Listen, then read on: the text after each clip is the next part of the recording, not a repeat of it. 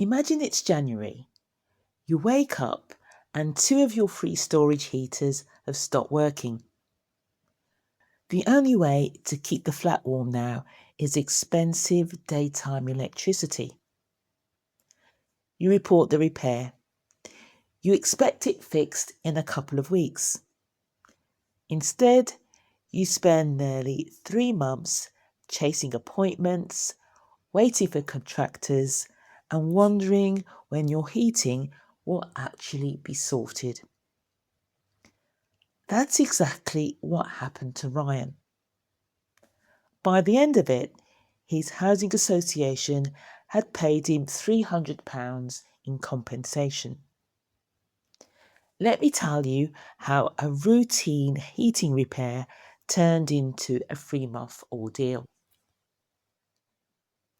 It started in January, when two of his 3 old storage heaters stopped working, leaving him with just one to heat the whole flat.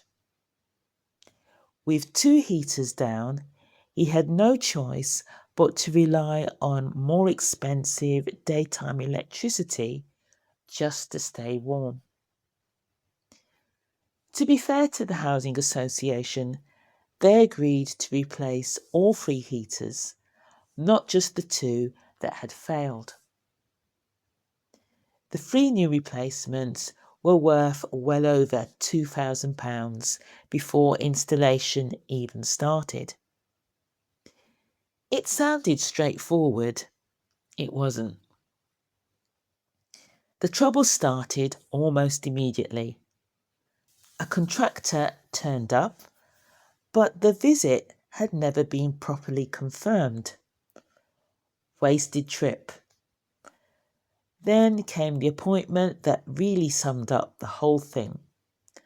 Ryan waited at home for nearly 5 hours, only to be told the repair hadn't even been logged. Imagine hearing that after losing half your day. Another appointment was arranged, still no repair. Weeks had passed by now, still the middle of winter, still paying more than he should have just to keep warm. That's when I stepped in and helped him put everything in writing instead of relying on phone calls. We submitted a formal complaint together. Almost immediately, things started moving. The housing association admitted they'd got things wrong and offered £175 compensation. It would have been easy to take it, but Ryan didn't. The work still wasn't finished. It didn't feel right to settle before everything was actually done. Eventually, the first new heater was installed, then the second.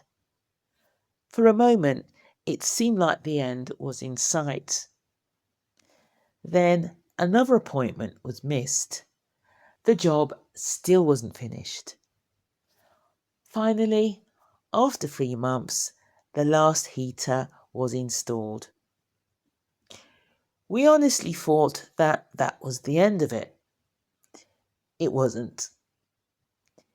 A few days later, 2 of the brand new heaters stopped charging properly overnight. Another repair had to be raised. After everything that had already happened, it was hard to believe there was yet another problem. Thankfully, this one was sorted much faster. Once everything was finally working, the Housing Association reviewed the complaint again. The original offer of £175 was increased to £300. That payment wasn't just for 2 broken heaters. It reflected the delays, the missed appointments, the poor communication, and nearly 3 months of disruption.